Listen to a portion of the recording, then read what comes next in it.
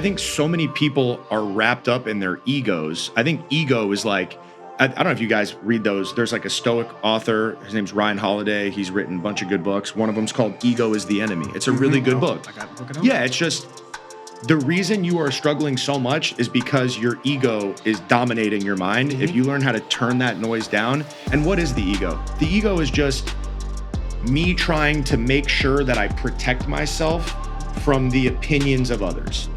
And if people just stopped worrying so much about that, the whole world would be happier. Yeah, there we go. Look, I told you I could do it. I really didn't believe in you. He always doubts me. You've given good reason, though. I don't think I've given any reason. No? Okay, maybe not. Maybe it's looking my inner self and maybe my doubt kids myself or the and ex-wife. my capabilities. But anyway, welcome back to... I might be projecting. You're projecting. Welcome back to Therapy Was Full podcast. I'm your host, Dustin Hayes with Red White Badass Brew. We also got Terrence our Davis. host. Oh, I'm your co-host. No, you're a host. We're a host. We're hosts. We're the hostesses with the mostesses. With the hostesses with the mostesses. Terrence Davis, you guys already know. Come on, let's go. And who are we with? This handsome devil here. Yeah, as you guys probably already seen him in the first episode, we were with Alex with CFN. And Alex, go ahead, man. Introduce yourself. Tell us what you're about. Give us a summary of the last show. Just kind of recap. Actually, I'll give you a recap of the last show. So Alex is with CFN, and his parents were immigrants, came over here to the U.S., went to Queens, then went to Miami.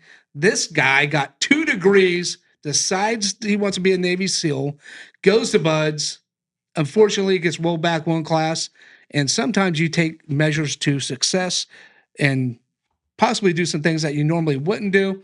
Took some PEDs to get him through the second phase of his career or his dream to be a SEAL. Unfortunately, didn't work out the way he expected, but he got honorable discharged out of the military, and now I think he has now found a new drive in the financial services. Is that correct? Did I get that right? That was pretty good. Pretty good. It wasn't as emotionally charged. I feel like his story. You should have just let him tell it. I know.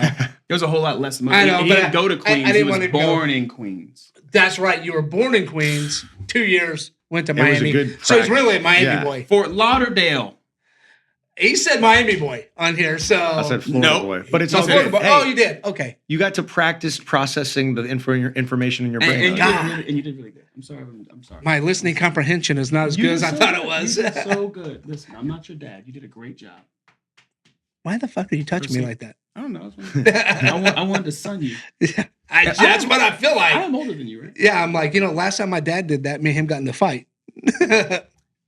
On another episode of Keeping with the Therapy with Full So, podcast. yeah. Go ahead. So, yeah, I'm super interested. So, the one thing I loved is, first off, we got to learn about your backstory, which is always great. I love the backstories because they kind of tell us how we got here.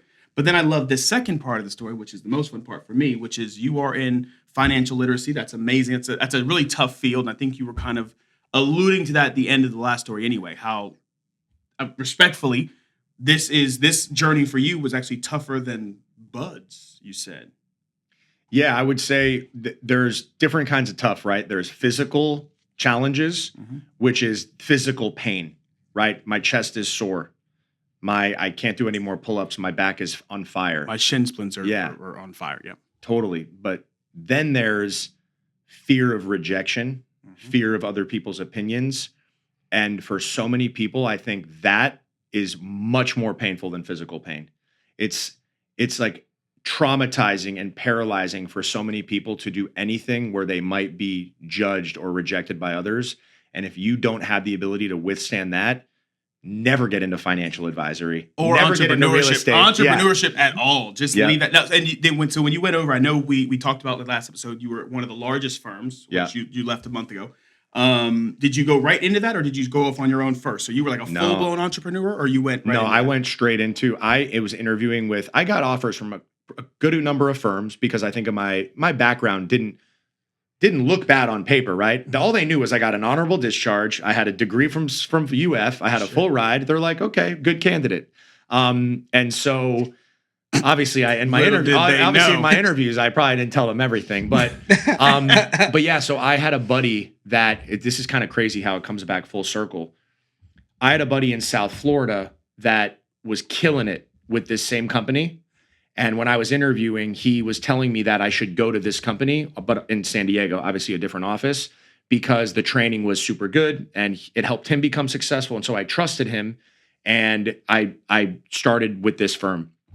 What's crazy is that same buddy is now my business partner 10 years later at this new firm.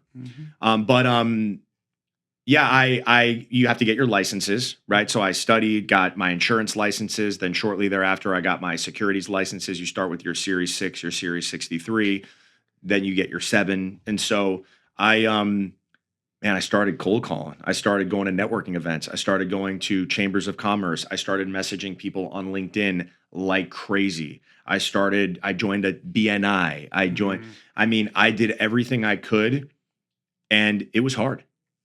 It was what would hard. you say, like for the person that's listening, because this is always interesting, because rarely do we ever get, I know honestly entrepreneurs on this side, we all try to run our own businesses. I don't think people understand how, when we say hard, we don't just mean like, oh, it's hard, like I had to make phone calls. It's hard. What would you say is the hardest part for you so far? Like I was just saying, the hardest part is battling with your own thoughts and fears, right? It's like actually making a phone call isn't hard. No.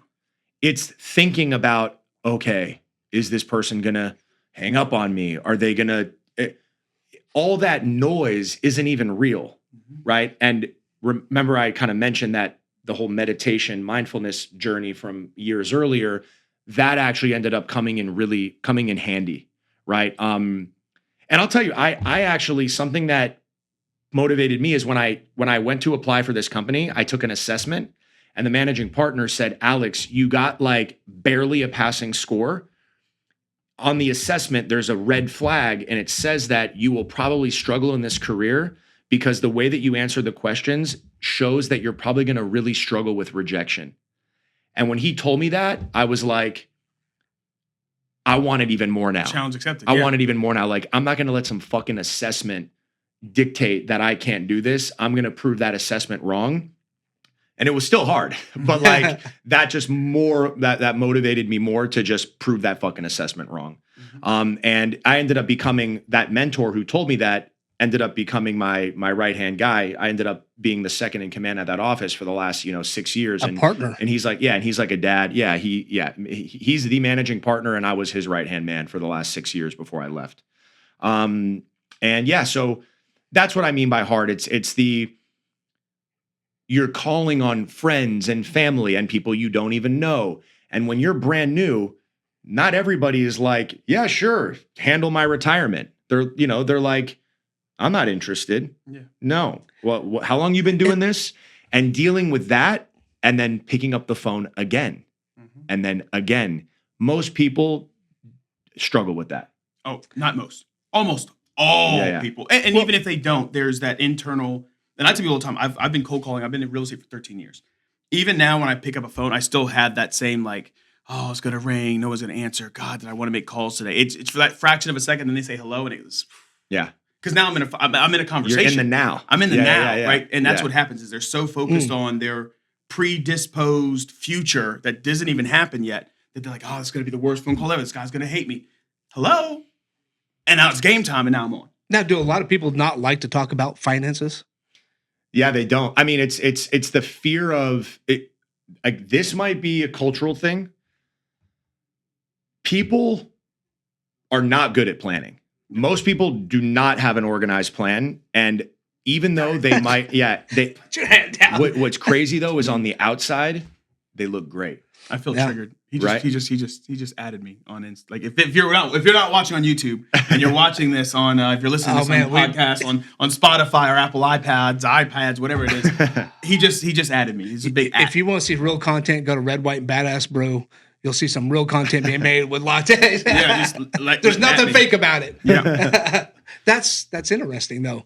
That's an interesting perspective. Well, so finishing that thought is that people are really, really careful to not make it public how badly they're doing, how much they use credit cards, how little they have in their checking account. And I feel bad. It makes sense. I agree with that fear. It's embarrassing to share that with somebody, especially somebody you don't know. So people are you're going to dive. They're going to dive. You're going to dive deep into what they're doing. I'm going to try to find out everything. Intimacy. Yeah, it's pretty intimate. Exactly. People that want to be helped and are finally tired of going down like the negative path of going into more debt and more debt. Hopefully, for most people, they'll reach a point where they're like, you know what? I gotta just meet with somebody, and even though I'm going to have to admit how bad I am, it's the only way for me to course correct, and good for those people. But some people never meet with an advisor because they just never are able. It's an ego thing, right? It's an ego thing. And I think especially in our culture and Western society, keeping up with the Joneses, you want the perception to be that you've got your shit together. Listen, I got the Porsches, I got the house, but fuck, I'm broke. It's like, how many, you run into a lot of that. No, I don't have a Porsche. Okay. That's not, I thought that's in the works, but not for a while. Yeah. Oh, you're going to get a Porsche? We should get matching cars. You should get the Porsche Taycan, the new one, the electric one, and I got the Audi. There's no fucking way I'm driving electric car, sir. Yeah, so especially getting a Porsche. It's like getting an electric Lamborghini. Like what? You got a Lamborghini? No, I don't want one. I don't know. But the funny thing is I can personally attest to you mentioned embarrassing, and that is what it is. And it does come from a place of ego. I've been in my own like really bad situation, and because people are leaning on me to do all these things and make this shit happen. I don't want to tell them, hey, I don't have it, because I'm the rock that you guys are all leaning on. So when my shit started to crash and my shit started coming, I noticed I would get so paralyzed in that moment. And the craziest part is all I had to do was answer the phone. All my problems could have easily been answered. All I did was pick up the phone. Hey, the car's calling. I made my car payment. I'll call him back when I have the money. I'll call him back when I have the money. I'll call him back when I have the money. Then the car gets repoed. And then let's say it happens again. So now I answer the phone. Oh, you're 6 months behind? Hey, well, no problem. What we can do is we can slap the payments on, make us a half a payment today. We'll slap the other payments on the back end of the loan, and you're fine. Your credit score already got jacked up, though. Yeah, you're telling me I could have just done that, and I would have been perfectly fine to just have answered the phone and just get ahead of it instead of hiding from it. Yeah. Holy shiznit. And then reaching out to somebody else is tough. How do you back their ego off the cliff? When you do, just being empathetic, just saying, it's totally okay. This is something that pretty much everybody struggles with. You're not alone, I'm sure you looked at my finances when you looked at mine. You're like, what the fuck? Believe it or not, yeah. I would disagree because you were, I guess you now know that he and I worked together once upon a time. And, you actually took action. You were like, I want to invest. I want to do this. Yeah. That most people don't even get to that point, right? Yeah. It's like there are people that have kids and a wife and a spouse, and you talk to them about like getting disability insurance or long-term care or life insurance or something, and yet they will spend money on freaking the sickest dinner, cocktails. You see everything on their Instagram reel. They've got a sick watch, but like they don't have money to spend like $100 or $200 to like protect their family with insurance, right? That's crazy. Something you see that a lot in the insurance side of the business. But again, I feel bad. We're all human. Instant gratification is another thing about the modern world. It's like, I just want satisfaction right now. When you buy products and investments and insurance policies, you're putting money into something that doesn't benefit you now. So it's like you're not able to buy those 5 cocktails this Friday, but in exchange, you'll have income for the rest of your life when you're 60. Some people struggle making that trade-off. I love the aspect. I love the financial aspect. I love it. I'm not in it. I don't know it. I know, the business side, but that side of it is just super fascinating. Because when you bring people in, you really want to get them, they want to be invested, right? They got to be invested into it. But do they get too invested where they're watching the stock or whatever they're doing every month? They're like, hey, it only went up 3 cents. Hey, dude, why am I losing $300 this month? Is this a good idea? Yeah. Some people overanalyze it more than others. Some people are pretty good at not looking at it. I think that it's the advisor's job to manage expectations beforehand, right? If somebody's putting money into something that is a long-term investment, and usually long-term investments can be riskier than a short-term investment because you have more time to withstand downturns in the market. If you're helping a client with that, you should tell them ahead of time, hey, this will temporarily go down. It's going to happen. And when it does happen, you need to be prepared emotionally to stay put and keep holding. Do you think you'll be able to do that? Or do you think if you see it go down, you'll want to panic and sell? I want to find out how they feel about that question before anything is set up front. And in the industry, that's very common. That's called a risk tolerance questionnaire. You find that out for everybody, or at least you should be doing that. Yeah. And then I think the thing is, and I don't know if it's the same thing over there. Anytime I have a client that's that like on top of it, hovering over, hawking me about it, it's usually because this is that important, or they don't have. In my imagine his world, it's probably because they're giving him their last. So they're super on top of it because they're like, I mean, I know you said this is smart, and I know it's smart, but that was my last, and I really should watch it. No, it's your last because we didn't do this 5 years ago. If we had been doing this for 5 years, this wouldn't be your last. We'd have you 5 years ahead. Calm down. I like that line. Oh, I got you. It's a solid line. Right? I'd be selling a lot of things. I wish I had somebody when I was a kid. First started in the military. Like, hey man, just take $50 or $100. Yeah. I mean, but we think to that much money is not. It's like we think very minimal amount of money. But if you would have just done it then, I would have been way far ahead. I would probably maybe not have to look at money the same or look at opportunities the same. Well, and that's what I try to teach my kids now. Try to get my kids to them.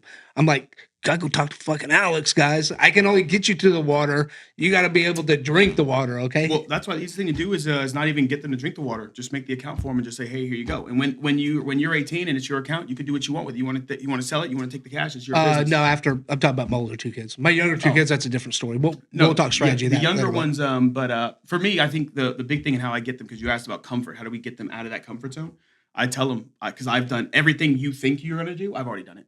And I can sit here and tell you, I've lost the houses, I've lost the cars, I thought I had it all figured out, and knowing all I had to do was make one phone call and let someone else that was not me, because when I'm tied to it, I'm so emotionally invested in this cup, I have to hold and protect it. I'm here. He doesn't care about this cup. He does not care. His job is to make this cup grow, fill it back up. That's his job.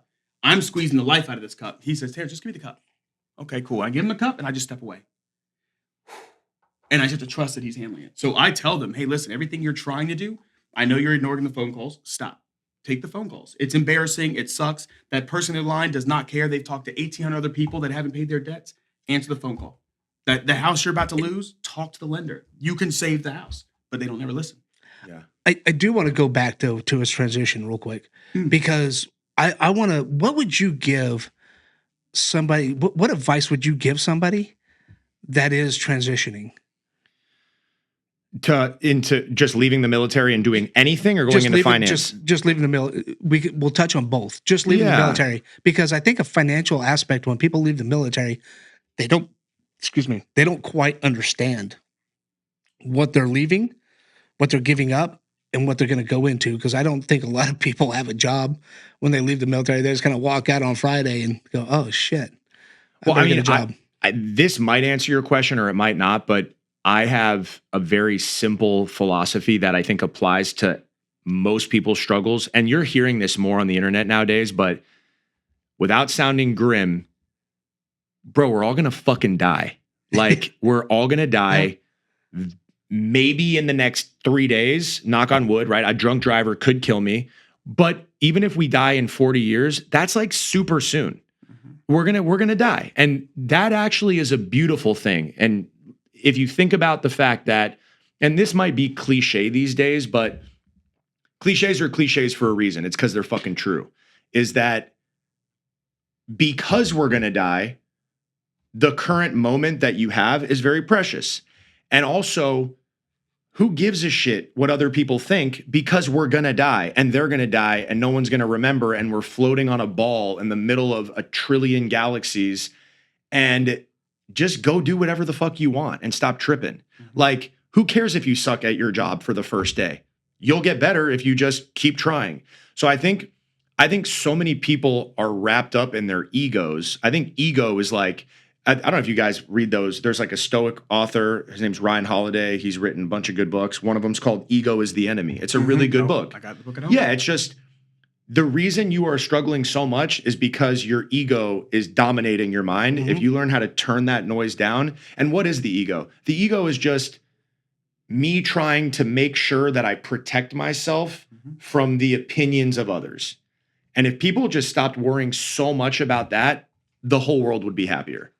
I definitely agree. ego will kill you. Oh, totally. Ego will stifle your growth, and it'll stop you from achieving the goals that you want to get. Yeah. You know, it's crazy how easy ego just siphons in. It's just it's so there. It's on all the time. Well, I mean, especially for those that have like traumatic childhoods or come from a problem history. I mean, your ego is there, and I'm glad he said it because I've said this to people. Your ego is there to protect you. It's not there to define you or to keep you from going after your dreams. It's there to keep you in a safe space. Now, if that safe space for me is every time I've tried to do something beyond my capabilities, I get smacked in the face. My body and my nervous system is going, oh my God, you're trying something else. And your ego steps in and says, hey, let's procrastinate. Hey, you don't really need to leave this job. Let's stay here. It's your body's way of trying to cover and protect itself so you don't feel pain. Would you say that's ego? That's ego. Yeah, I think this is something that I maybe wouldn't give advice to every person leaving the military, because this one's a little more like, I don't want to say advanced, but is if you go study neuroscience, that's a really good idea. I think studying neuroscience is epic because, right, like, why is the ego scared? Well, if you go back freaking 40,000 years ago, and this is overplayed in social media, but it's true that we were like living in jungles wearing palm fronds on our balls, and we were like trying to protect our families from like a lion or a tiger. I want palm fronds on my balls. Yeah, and it's like back then you had to like be on alert to make sure that like you didn't die. That same part of the brain is still like, the human brain hasn't evolved that much. It's the same brain, but now there's grocery stores and modern society and sales and being a realtor and but it's that same brain that's scared. But I think what's crazy is that people are just as scared of maybe looking like a fool in their new career as they are being eaten by a lion. But being like eaten by a lion is really, really bad. Screwing up in your first day at your new job ain't even that bad. It's funny. So when I went on recruiting duty after my first 3 years of real estate, and then they said, hey, you're in the reserves. We have an EAD spot. You can come back and be a recruiter. I'm like, that's my dream job. I'm going to come back for that. So I went back to active duty for recruiting. And they're like, hey, we have mission in 2 weeks. My first month I wrote 3 contracts. The second month I wrote 2 contracts. The third month, like, hey, we got 2 weeks to mission and you don't have any contracts yet. I said, okay, yeah, I'll figure it out. And so the recruiter's like, yo, man, like, you got to take this serious. And so the conversation I had with the A gunner was, hey, man, like Gunny thinks you don't care. He just thinks you're so nonchalant about this stuff. I'm like, I'm not nonchalant about it. I just don't think this is as high pressure, high stakes as we're trying to make it sound. I could go out the day before mission, find a kid who needs to get in the Marine Corps that day, drive him to MEPS, have him ship in, dep in, and then boom, I don't need to worry about it. The career field I came from in recruiting or in real estate, if I don't make a sale, I don't get a paycheck. $0 will come into my account. That's high pressure. That's high effort. That's worry. That's scary. I'm sitting here every 1st and 15th, I make a paycheck. You're not going to kick me out because I make 0 mission, right? No? Okay, you're not? Okay, cool. Yeah. Hey, listen, so there's no need for me to pressure some kid into joining. There's no reason for me to go spend midnight at Walmart walking around talking, hey, do you speak English? You want to join the Marine Corps? I don't need to do that. Listen, the kids will come. I've got a working file. They'll be there. They'll come. Everybody calm down. We're good. When you come from, that's why I do think the military makes us a little bit better. And even that time spent at Buds, it kind of rewires your brain for, hey, this is stressful and this is scary. I think the scariest thing I've dealt with this week, and this isn't the hardest thing I've ever done. I think I'll be all right. I think I'll be just fine with a go fuck yourself on the phone. Hey, you too, buddy. Click. Yeah. Next.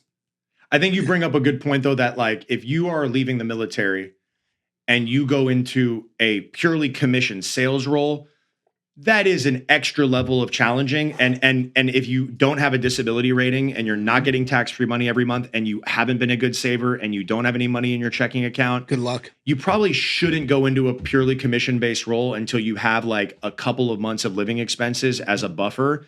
But so yeah, that I think that makes it extra challenging. But even some veterans getting out of the military are fearful of going into just like a regular paycheck job.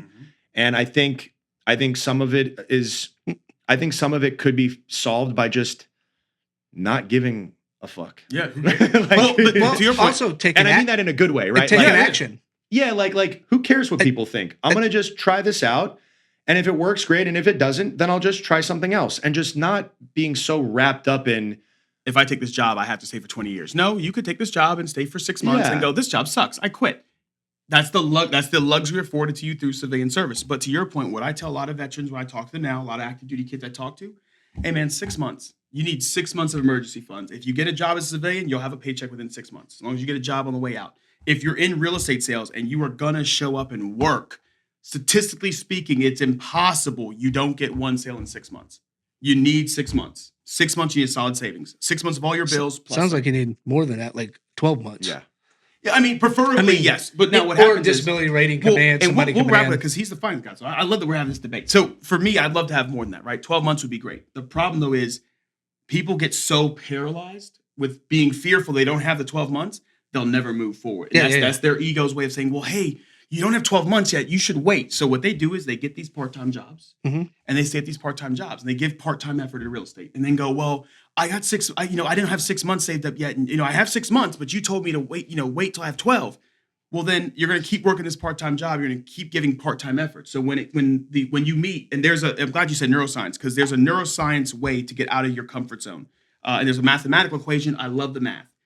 There's a mathematical equation away. It's to get out of your comfort zone, you need support and structure over time. It's mathematical. Support plus structure over time. If you don't have support and structure and you don't give yourself time, you're never going to get outside your comfort zone of your dreams anyway. Yeah. So what happens is they go, well, he said not to do it till 12 months. So I'm going to sit inside my comfort zone and I'm going to wait until I'm ready at 12 months. Well, while I'm sitting here waiting for my 12 months, I'm not hustling. I'm not making the money. I'm not making the calls. I'm procrastinating my business. When I get to 12 months, hey, how many sales you made? I didn't make any sales. Well, I think that's a sign I should stay. I shouldn't quit yet because I didn't make any sales, but you didn't put any effort either. There was no action. You took no action. But the brain and your ego use that as evidence of your inability to succeed. That's what the most people I hear. You know how many people I talk to? Oh man, I'm gonna open my own business. Great. How long you been thinking about this? Oh, for like 10 years. My first line of advice, I tell them, stop thinking about it. Yeah. Stop thinking about it. You're not going to do it. Yeah. Oof. Damn. Oh, you telling them don't do it? Yeah, don't do it. Oh. No, stop thinking about it. Stop thinking about it. You're not going to do it. You've been thinking about this for 10 years and you have not done one thing. Why? Well, my aunt, my dog, my cousin's kitten, really attached to. What? Get out, man. Listen, you're always going to make the excuse, so don't do it. Stick where you're at. Stay in the lane. Have the life that this is going to give you, but don't take action. You're not going to take action. I can't wait to. And then I just got to see seminars. What? I'm going to bring you one of our seminars. So we host a lot of seminars. We talk to realtors. We talk to agents. Sweet. I go the other direction. I'm going to tell you what I do. So we're sitting there and I'm looking at your productivity and I see you're not working. And I'm saying, hey, do you really like this job? I mean, I did it because I thought I was going to be all successful and I don't really like it. I want to do something else. I'm like, I could see that because I see the energy you're pouring into this thing. I see the energy you're not pouring into this. Let me ask you a question. Let's just talk turkey real quick. If I was to drive the bus, hold the legs of this chicken for just a second, how much money do you need to quit? Well, what do you mean? Like, how much money do you need to quit? You don't want to be here. How much money do we need to make you so you can go focus on the thing that you really want to do, that dream? I want to get you there. Well, I need 30,000. Great. Can I rely on you to hustle hard to get 30,000 so you quit and never come back? Not because I don't want you, but because I already can see this isn't where you want to be. You don't want to be here. So why are you doing this to yourself? Go do what you want to do. Let's get you 30K. Go on. Go on now. And it works like a charm. I'm telling you, everybody, they'll hustle hard for that dream now because we put an end date on it. I said, and give us an end date too. We got 6 months to do it. Let's go get 30 grand. And but they're in the pipeline to get the dream, right? We're talking about people who are not entered that pipeline. It's kind of like finances, right? Like the myths behind in the financial industry. Like what are the top 3 myths? I have an IUL, dog. About what? I'm in the finance industry, like getting into it, like to start your finances, you have to have $40,000 in the bank. Like, what's the biggest myths that people have, or the misconceptions of starting your financial freedom? YouTube taught me that I have an IUL, so I have infinite banking.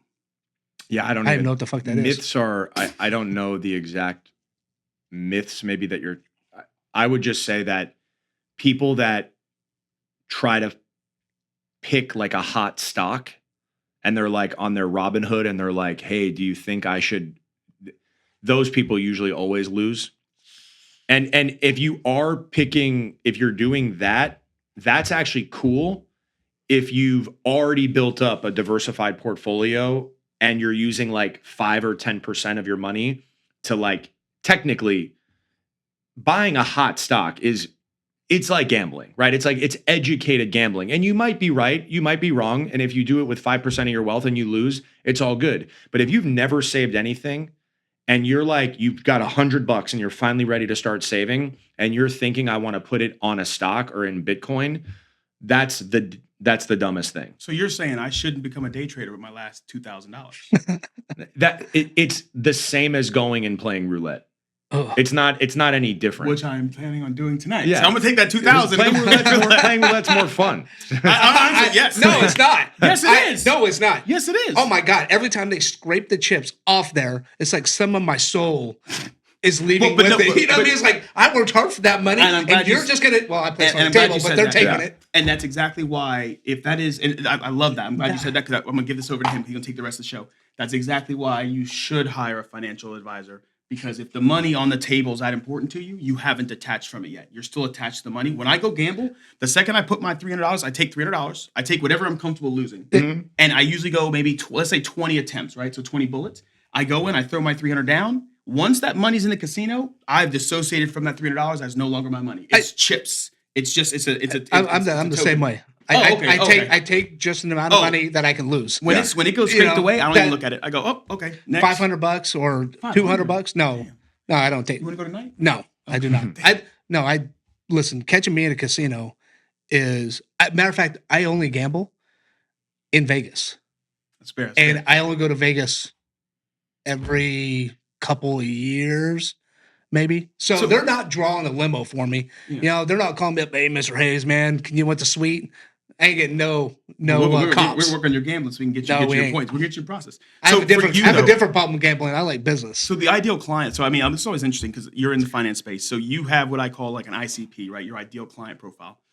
Who's the ideal client for someone like you? Like at what stage of the financial realm are they in? Yeah, well, I'll just first say that as the managing partner of an agency, I spend most of my time trying to find future leaders and building advisors. And that's why when I was hearing you talk about, the realtor that, waits 6 months, then waits 12 months, I'm thinking of all the people that I interview.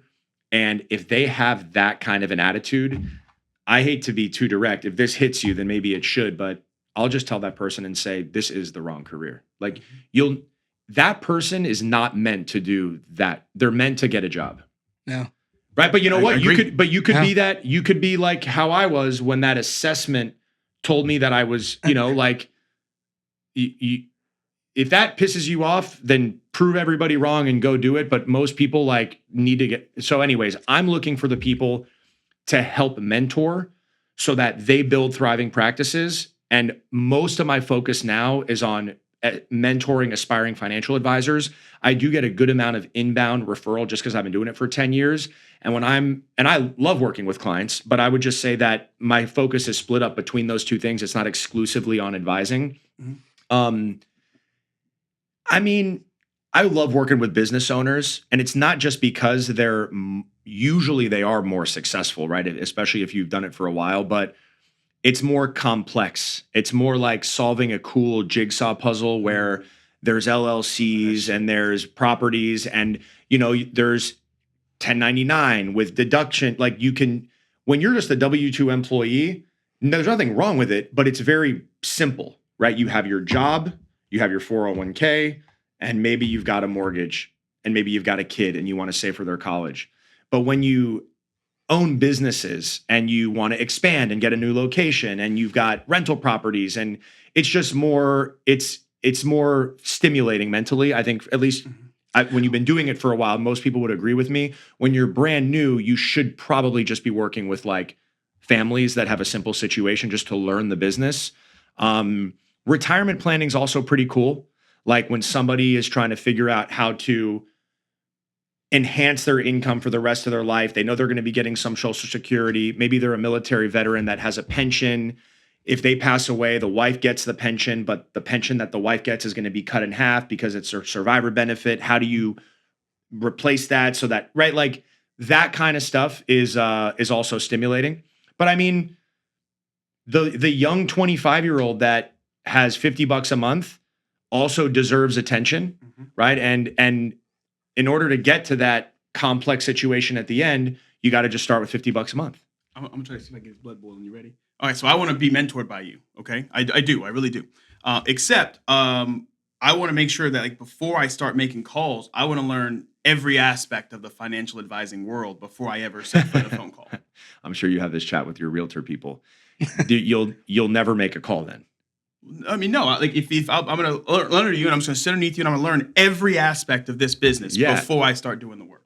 Yeah, you'll never start, because I've been doing it for over 10 years and I'm still learning new stuff every day. Tax laws are changing, freaking new accounts are coming out, rules are changing. The best way to learn is to make a call, book an appointment, you bring your mentor with you, do joint work. You're a student. The mentor is doing the entire meeting in front of you. You're just learning for free. And the accelerated pace of learning that happens when a newbie is watching a live client meeting truly in the field, that's where the real learning happens. Yeah, but see, you don't understand the way I learn. I need like structure, and I need your book, and I need to make sure I can study this before I ever go out with you. Yeah, you're not the right person. I'll pass on that candidate, because in my mind, I'm like, you're going to be such a pain in the ass to work with. Yeah. But you're going to have to spend 20, 30 hours with them a week. No. I just won't. 5 minutes, I won't hire you. No. Yeah, I won't. I know. That's wild. Yeah, it's not worth it, because the second you come in, here's the thing, like from a mentor partner standpoint, the opportunity to learn from you is the fucking benefit. Shut up and just do what I tell you to do, and you're going to get to where I'm at. And I get it. You might think you know how you like to learn this business. Have you ever done it before? No? Then shut up. Let me show you. And then as we go, we can tailor. Again, you're going to learn, because now here's what I listen. I sit there. I shut up. I don't say anything. He does his thing. I just take notes. I take notes. I get in the car. I go, okay, cool. So you said this. Why? What did they say that made you say this instead? That's my opportunity to learn. And it's OJT. I'm learning as we go. Yeah. Agents now or new people, they want to, I got to master everything before I ever start making a call. Then you're never going to make a call. I would say that's fear and procrastination disguised as perfectionism. The person will be like, oh no, it's because I'm a perfectionist. No, that's your excuse to not make the call. And like, I put content on like social media and Instagram about like sales tips and psychology. And something that I've talked about is nobody cares about the solution until you've clearly identified the problem. And so I think of you, right? If you're the new agent, the new advisor, and you're like, teach me about all the products, my response is going to be like, well, when we meet with this client tomorrow evening, you have no clue what product is going to apply to her. So let's go have the meeting. Let's ask her about her life, her family, and find out what her problem is. Then once we find out that this solution applies to that problem, then I'll teach you about this solution, but I don't need to teach you about the 10 other solutions, because you need to go make more calls. Yeah, but I don't want to I don't know what I'm doing when we walk in there and I can't say anything. I don't know what I'm doing. And then I go, because you don't.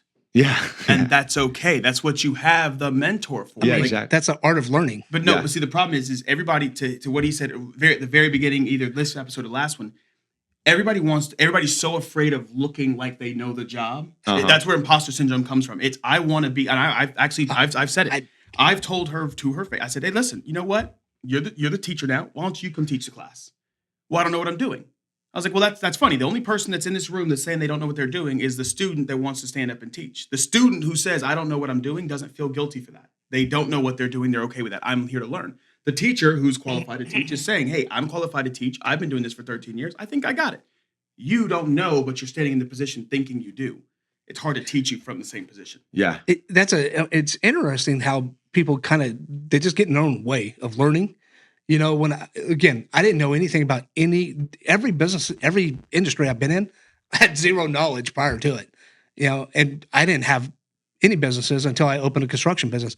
Zero. I mean, I knew how to cut a piece of board and do some things for my own house, but to go work at somebody else's house, no. I hired an industry expert, and guess what? That led me down a road that taught me a whole bunch. I just shut the hell up and listened. And going to my first, I can remember going to my first prospect to get my first contract for concrete. Yeah. And I was just like I have no idea what to say. He's been teaching me, you know, I've been doing some things, but still. You know what's so cool though? That's probably such a special memory. Oh, right. Like those memories are dope. People need to just go, when you just stop caring and go do that scary thing, it's actually kind of fun. Oh, right. And I heard, you know, this is another like overused quote these days, but when you feel anxiety, just relabel it as excitement, because it's the same underlying emotion. Your blood pressure raises, you feel a little tingly. One is just more negative and one is more positive. But if you stop caring so much and you just did that thing, even if you screwed up, it's something in 6 months or in a year, you would look back and just kind of laugh about it. So if you would just laugh about it in 8 months from now, why can't you just laugh about it right now? Right? It's just too, and again, that's ego. And we did. I mean, I jacked some things up, but we ended up closing the deal. The very first one ended up closing the deal. Now we're not talking about a lot of money, but it doesn't matter because it struck that fire. And I was like, well, yeah, because imagine now if you could close a deal when you don't know shit. Imagine how you're going to close when you know your shit. Oh, like, dude, just the nuggets of knowledge he dropped on me. I did $300,000 in sales within 3 months, or I did $100,000 in sales in 3 months. What's the job? Y'all hiring? No, dude, that about to become financial advisor. That business went exploding. We're gonna move on from that before we end up in a whole new episode of Therapy he was actually. He saw the upswing of what we were doing. Yeah. And he predicted a downswing. Hey, I noticed your credit's starting to go way the hell up. It was fast. Yeah. It happened pretty fast. And that's where I think the benefit that people don't realize is having access to someone like you who has these years of experience. That's counsel. But I think we're so quick to go off other people's opinion of what we could do or what we should do that when you have somebody who's done the thing I want to do, say, hey, you've got it. Go do it. And I should have leaned in on him harder in those moments and been like, dude, look at my financial situation. Help me through this. But you know why you didn't? Because you were scared. You were scared that he would judge you. You go, oh, he's my okay, go ahead. From my vantage point, I think you handled everything pretty damn well. Because you never seemed too worried about what I thought. You always seemed pretty willing to share the truth with me. Yeah. And not everybody's like that, but if you don't share the truth, I think you're not going to get the solution. Yeah, I think you handled it pretty damn well considering the circumstance. But that's what people settle for. Like so on both sides of the fence, you as the client don't want to share enough information, so you are actually shooting yourself in the foot because he can't help you without knowing the info. On his side, new people are so afraid of digging 2-3 layers deeper. They'll just go, hey, so what's going on? My credit card debt. Okay, well, I don't want to pry. So, hey, just start paying your debts down. Just be mindful and just keep the $150 coming in. Cool, thanks, click. Yeah. But if they just asked 1 or 2 more questions, they would learn so much more about what's really happening that they probably could have advised you differently. But doing that is, what if he yells at me if I ask a personal question? Yep. Yeah, I mean, we can go back and look at it and dive in. Hindsight's 20/20. But going forward, but you helped me out a lot. You actually made me a lot of money in a little time. And you think of how much you learned through what not to do. Oh, right. I'm sure in your current business, and if you ever do something down the road, you have a much better idea of what not to do. Right. Big time. But I got the $1 million education. Hindsight's 20/20 for you. Your future, if you're making certain mistakes, is 20/20 for him. That's the benefit of having someone in his position. Because he already sees all the mistakes you've made and how they play out. So he can advise you, hey, listen, I see what you're doing. We need to course correct now. Otherwise, we're going to be in some hot water. I don't know. Now, you did what he said, and you guys are fine, right? You say, until it went bad, right? But people will go, well, I hear you, but I don't really know. Like, my situation's different. I'm better. I'm not like that guy. And they think they know more than he does. So why'd you hire him? And then they go out, they do their own thing. And then the crazy part for me is who do you blame? I didn't hire him initially. Yeah. Me and him. Was it because he was too attractive? No, we met at a hockey game. Yeah. Did he have a wife or a girlfriend at the time? Maybe a girlfriend. And I bet you the girlfriend said how attractive you were. What year was it? Made him uncomfortable. No, because it was actually one of my buddies. Well, no, we started working together pretty shortly thereafter. But yeah, we just went, watched the Gulls. Yeah. Watched the Gulls game. Yeah. Somebody put a beer up there. The rookie mistake. Oh yeah. It was. And then somebody got checked into the boards, and it was who you're there with. I'm not gonna say his name. Oh, right. But it wasn't you. The banker. Yeah, the banker. Yeah. I was banking with at the time, man, and what they bought into wasn't really the financials. It was a story. Yeah. Yeah. Well, the story wasn't written at that time. So. but that's a part of the journey, though. Man, what would you? So, man, closing this thing out. And we're gonna have you back on because we just scratched the surface. We need more time. Love it. what inspires you, and what advice can you give to others who are going to get in this financial realm? What advice can you give them to inspire them? Yeah, and if I can, I would say that it would apply to beyond just financial realm. And I will say something specific to it, but maybe more so to just entrepreneurship and doing things that require believing in yourself and betting on yourself, is that just stop caring so much about others' opinions. I know it sounds so basic and it's been a theme in this conversation, but life is short. We're all going to die. You have the ability to, first of all, we are in like the greatest country of all time, with the ability to do things that in other countries are just unheard of.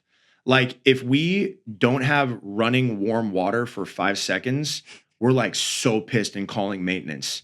In other countries, if they had warm water for 5 seconds, they would think that like God came down and blessed them in some unbelievable way. And it's like, the problems that we bitch about are things that other people in the world would kill to have our problems.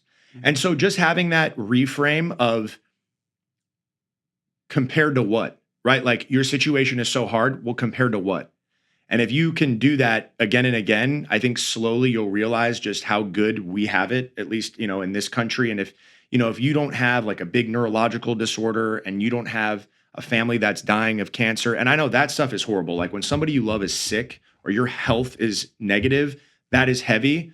But if one of those things isn't happening and you're just dealing with like societal pressure, just go on an adventure, and like, to view it as like a fun adventure. And if it doesn't work out, who gives a shit? Try a new adventure, because each time you do that, you learn more, you can pivot better.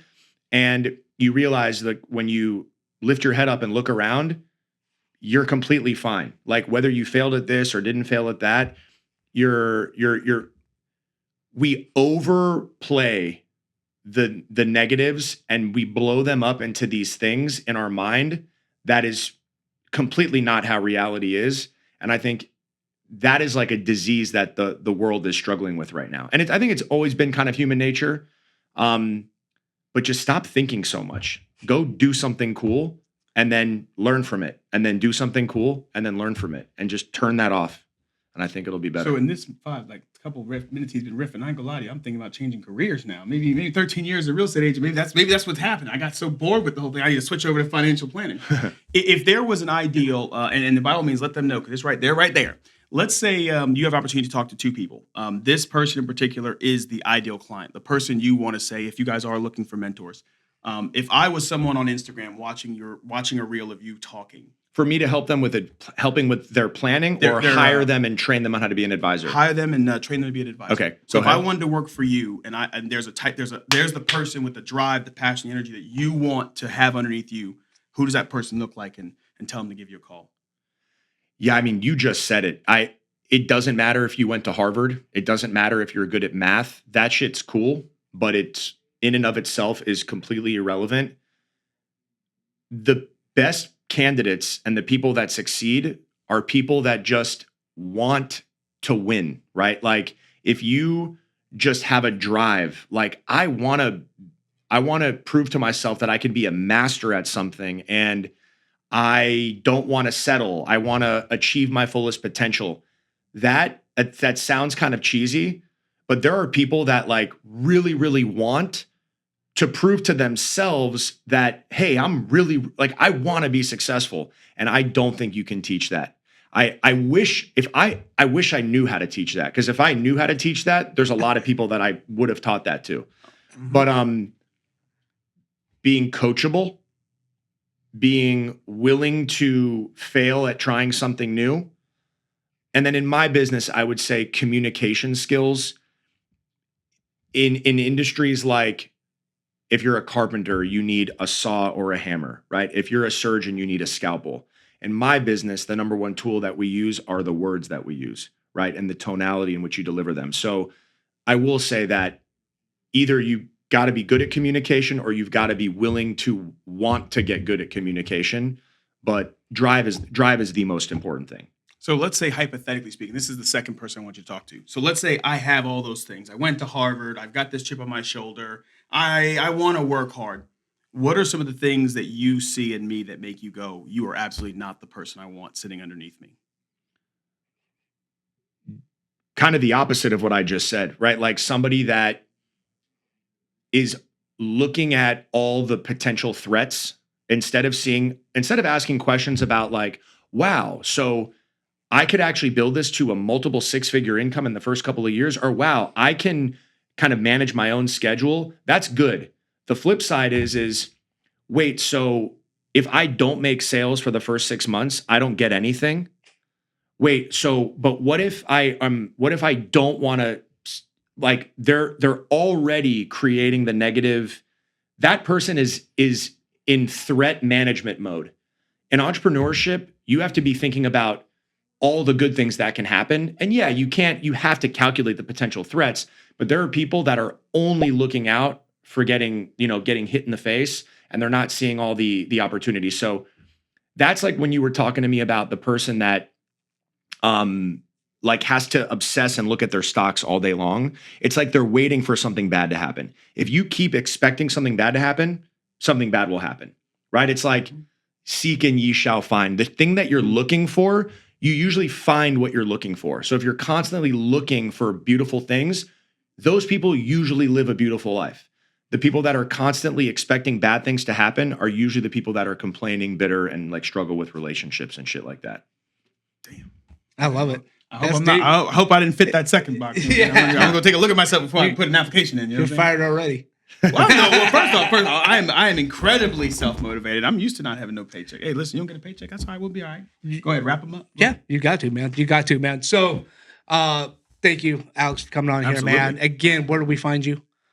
Thank you guys, by the way. Yeah. Instagram is Alex F Coaches. F is just for my last name. The website is cfnsfl.com. That stands for Creative Financial Network, South Florida. The headquarters is in South Florida. And yeah, I would say company website, Instagram, LinkedIn. Look me up on LinkedIn. Mm-hmm. And look forward to teaching anybody and everybody that wants to learn either how to be good at planning or how to build a career in the financial world. That's awesome. So you heard it. Taking action, fear is going to drive your decisions here. And in the financial realm, you got to get over that pretty fast. Also, communication is a key, and listening is probably the most important while you're in the training pipeline. And when you're going down a world of financial industry, just like Alex has said here many, many times. And so go look him up, go check him out, go talk to him. If you're thinking about it, hit him up, get in contact with him. It's prosperous. I've seen this guy just go and build. Don't believe all the Instagram bullshit that's out there, because that's exactly what it is. So if you want the real knowledge, you want the real training, you want to really gain independence for your life, go hit up Alex. So Alex, man, appreciate it again. Terrence, baby. No, hey, listen, you closed it out perfect. That was great. That was great communication skills. I worked on it since I've been here today. We can both apply. It's funny. I did apply. I actually interviewed you. Yeah, and it wasn't that it was a yes or a no. You didn't get the job? No, it wasn't even about that. He had to pivot for other reasons. It was during the time I wasn't mentally ready, because I was going through all the stuff that was happening with the show. With the construction. You didn't even select you. Is this done now?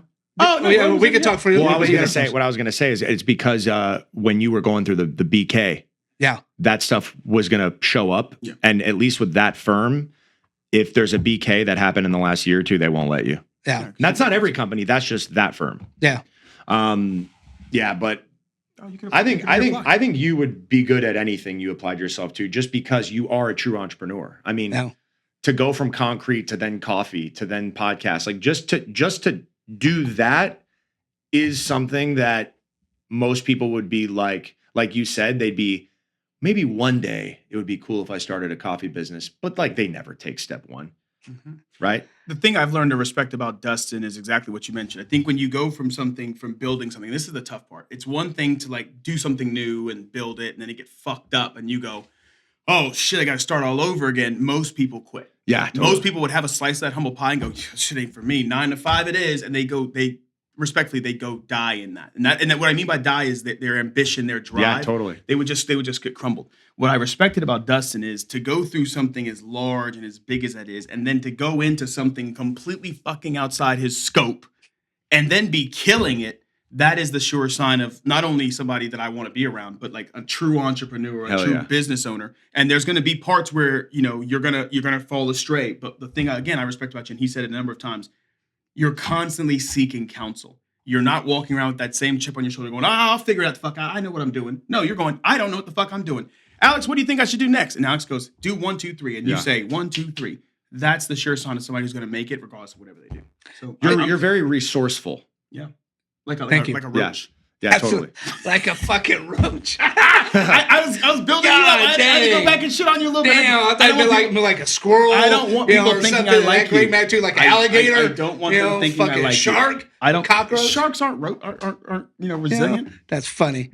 Oh man, I appreciate that, guys. I don't know, man. Sometimes I look back. Somebody asked me a question like, "Why didn't you just go get a job?"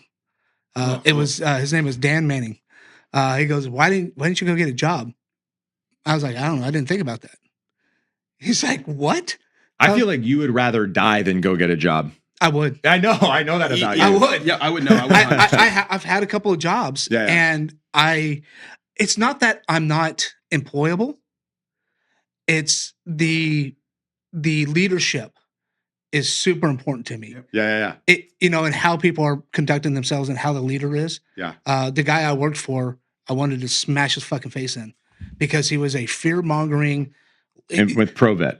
No, that fucking guy. No, that's a different guy. Yeah. No, I want to do more than smash that guy's face in. I don't think we need to guess how that worked out. I want torture for a long time. Yeah. And I hope he just kind of hits by a bus and just from below. Yeah. So the dude was just a fear mongering on the other employees.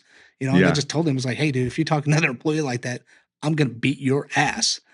Because that is not gonna happen here in this workplace. Yeah. And he was like, oh shit. All right. Yeah. And he owned the company, but I was a buffer between them and made things happen. And actually, again, he went from zero to hero. I did $750,000 in sales for that solar company. And I didn't know anything about solar. Well, I think I remember the big that. thing, the 9 to 5 thing, I think what really happens is my ability I need the cage and the box in which I'm in. Right, you said it when you were talking. You said that a lot of people, what ends up happening is you've got your left or I call it left and right lateral limits, right, Marine Corps style. What happens is we build this cage and we sit there inside that cage and we never try to get out of that cage. We just sit in it and we go, okay, cool. And that's what 9 to 5 is for me. I can't make $150,000 a year. At the same time, I can't make 60. I've had agents. I've had to explain the benefit of only making 50,000. What are you talking about? I only had 2 sales. I only made 50 grand. I said, damn, that sounds so terrible. Until I realized what you were doing while you only made 50 grand. Well, what do you mean? You spent more time with your family than you ever had. You focus more times on taking hikes, getting your physical health back in order. You focus on your mental health. You went to the beach every weekend. You had more time with your family, your friends, your nieces, your kids. Fuck, don't get me started on that bullshit. Bro, I'm perfect. I'm perfectly fine. Again, and I think because, again, you mentioned keeping up with the Joneses. Everybody wants to make 6 figures. Fuck 6 figures. You don't need 6 figures to be successful. If 60,000, all my bills are paid, and I've got 10,000 extra dollars. If I got $3,000 in my account at the end of every month, all my bills are paid, 3,000 extra dollars, I am set. I do what the fuck I want when I want. Now, if I can get to 3,000 and have 80 on top of that, let's go make some money. But it's making sure that you're not so focused on keeping up with somebody else that you're not focused on appreciating where you're at, and that's what I think really fucks people over. But success is subjective. Yeah, it's like define it. Yeah, for me, it's just being freaking happy. Yeah, that's it. Yeah. And if you're happy making $300,000 a month, go work go do it. I've yet to see any realtor that I've seen ever. Here's the truth of what we get into. No matter what industry you get into, is a grind. People think you walk into these 2 industries, my industry. It doesn't matter what it is. You need to walk in and you're just like, I've been here for 6 months. How come I don't have 6 figures or my Lambo? I'm not like, you're watching the internet too much. Yeah. You don't understand the process to get to here. It's been the same. It's never changed, and it never will change. You can buy probably 100 different programs online. It's still going to be the same. You still have to have the buildup. Yeah. It's the foundation. And they don't understand the buildup process to get where they need to go. And that was what kills me with people. And they give up so quick. 3 feet from gold, right? Oh, I mean, dude, you know, I was that. ready Is that to the get. Napoleon Hill book? no. So Greg Reed, Napoleon Hill. Yeah. We got. Don't worry. We got some. That's like a Think and Grow. yeah. That's like a riff off Think and Grow So Rich. Napoleon Hill. Yeah. So they got that whole thing. But yeah, they did reference it in the book. But no, we're gonna invite. We have some big things coming for our veterans Hell here yeah. in San Diego. Some we want to start doing. I think. The truth is, I think we need more veterans who are building businesses, showcasing and helping other veterans learn to build businesses without the courses and the paid for stuff. We want to host a. That's sick. I mean, we cut this part out be. or doesn't matter. We want to host a prosperity camp, like a prosperity boot camp next year, where we have a bunch of veteran business owners, entrepreneurs, agents, whoever, veterans, and teach them, hey, listen, this is what you guys need to be doing. Here's how you build your business, and here's how you can leverage and network with one another.